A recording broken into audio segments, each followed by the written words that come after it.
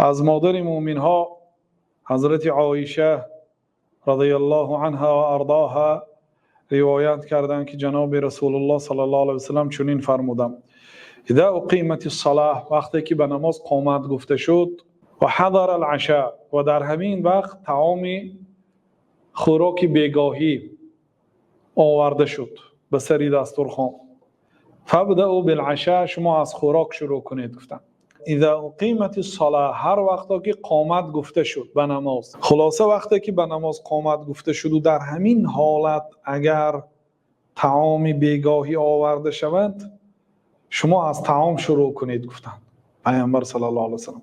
یعنی در حدیث های سابقه ما خواندیم که فضیلتی در ابتدای وقت خواندن نماز، حتی پرسیده شدند جناب رسول الله صلی الله علیه و سلم که بهترین عمل چی است؟ گفتن که نماز خواندن در وقتش.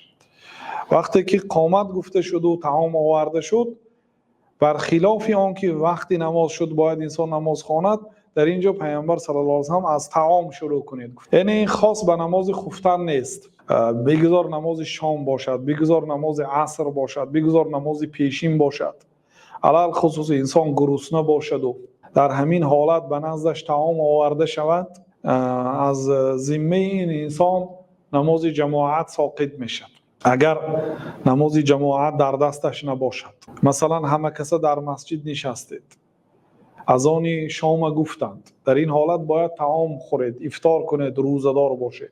و وقتی قامت نزدیک شد که طعام آوردند بر روی دسترخوان، طعام گرمه، قامت گوییم نماز خوانیم یا اینکه طعام خوریم؟ نه، طعام میخورید. برای چی؟ برای اینکه مقصود نماز چی است؟ مقصود نماز حق الله تعالی رو به جا آوردن.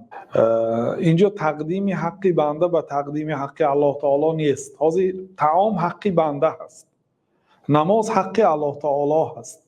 وقتی که قامت گفته شد و طعام آورده شد، دو عمل روبرو شد در یک وقت. کدامش پیش گیریم؟ وقتی نماز شد از یک جهت، از یک جهت خوراک آمد، طعام آمد. خوراک طعام این حق بنده هست، نماز حق الله تعالی هست. پیامبر صلی الله علیه و سلم با طعام شروع کنید گفتن. بنابراین امام صنعانی گفتن که این معنای آن ندارد که حق الله تعالی و حق بنده اگر در یک وقت بیاد حق بنده پیش گرفته میشد. نه، در اینجا گفتن و هو صیانت لحق الباری، ما حق بنده رو پیش گرفتیم برای حمایه حق الله تعالی، برای نگاه داشتن حق الله تعالی. برای چی؟ وقتی که انسان شکمش گرسنه هست و به پیشش مثلا بهترین طعام کشیده آوردن که وقتی قامت شد و قامت گفته شد، در همین حالت ما گوییم که خیز اول نماز خوان و در همون 4 رکعتی نماز شاید در یگان رکعتش الله تعالی رو به خاطر نآورد، فکر و خیالش فقط به طعام برگشتن. چون که الکی با برابری دیدن طعام معده انسان شیر جدا میکند، به خوردن همین طعام اشتها شده میشد و میخواهد طعام خورد. وقتی که ما در همین حالت به خیزانیم نماز خوانیم، در این حالت او حق الله تعالی رو به جا نمیبیارد. بنابراین ما در اینجا حق بنده رو پیش گرفتیم برای حمایه حق الله تعالی گفتن، تا اینکه در نماز با خشوع با خضوع در پیش کی ایستادنش را حس کند. خلاصه مقصود شریعت انسان حضور قلب داشته باشد، قلبش با همراهی الله تعالی باشد در وقت نماز. بنابراین هر عملی تشویش دهنده را شریعت پیش راهش را گرفته است. بنابراین گفتن که اگر وقتی نماز قامت، وقتی قامت بیاید، وقتی نماز شود و به نزدتان طعام آورده شد، شما اول طعام خورید گفتن. و این فقط قصدن نمی کند. مثلا به همسرش کسی گوید که همین که وقتی قامت، مثلا من این 5 وقت جدولی وقتهای نماز، وقتی نماز که شد طعام می بیاری تا اینکه من به نماز جماعت نروم، در این حالت گناهکار میشد.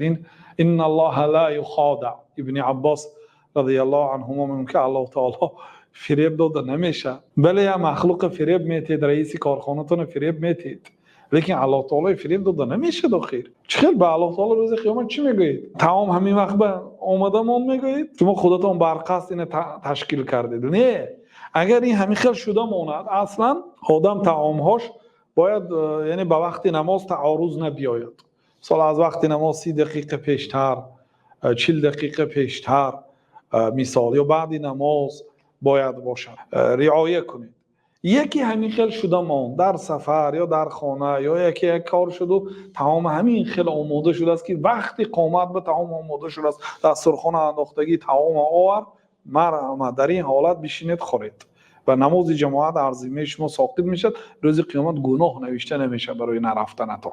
یعنی این در این حالت شما معذور هستید. ملا علی قاری سال 1014 گذشتگی هستند، یکی از علماهای حقگوی مذهب امام ابو حنیفه هستند، الله تعالی ازشون راضی شود، گفتند که ولذا قیل طعام مخلوط بالصلاه خیر من صلاه مخلوط بالطعام. طعامی که آمیخته به نماز است بهتر است از آن نمازی که آمیخته به طعام است. چی معناش؟ معناش یک انسان از نماز جماعت ما طعام برای اون که آورده شد اونجا مسجد هم قامت گفته شد اونجا طعام آورده شد طعام خورسوده سو فکرش در نماز است. افسوس که از نماز جماعت ماندیم مثلا نمازی که مخلوط آمیخته با نماز طعامی که آمیخته با نماز است بهتر است از اون نمازی که آمیخته با طعام است. یک آدمی دیگر طعام آورد و به نماز رفت لیکن فکر و خیالش در طعام است. از نماز او دیده طعام این بهتر است. گفتم ملا علی قاری هروی یعنی هراتی الله تعالی رحمت کنه. خلاصه برادرای عزیز این حدیث دلالت به مهم بودن خشوع در نماز میکند که حتی از نماز جماعتی بی خشوع نماز تنها گذاری با خشوع شریعت اولاد دانسته است و الله تعالی هم ثنا گفته است به آنهایی که در نمازشان با خشوع با ترس الله تعالی می ایستند. الله تعالی میگوید که قد افلح المؤمنون الذين هم في صلاتهم خاشعون. در حقیقت ظفر یافتند، موفق شدند، نجات یافتند اون شخصیتایی که در نمازهاشان با خشوع و خضوع قرار میگیرند. ترس الله تعالی در وجود آنها پیدا میشه در وقت نماز، با یک حسی تام نماز میگذارند و پیغمبر صلی الله علیه و سلم پناه طلبیدند از چنین نماز بدون خشوع